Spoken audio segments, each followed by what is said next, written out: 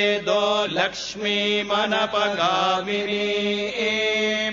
यस्याम् हिरण्यम् विन्देयम् गामश्वम् पुरुषाणहम्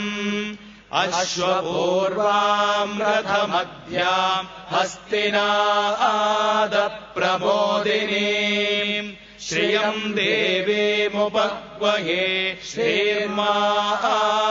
देवेजुषताम्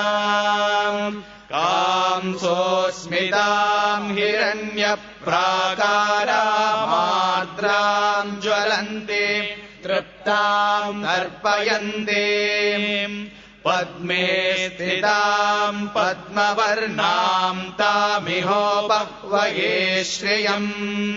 चन्द्राम् प्रभासाम् यशसा ज्वलन्तीम् श्रियम् लोके देवजुष्टामुदारा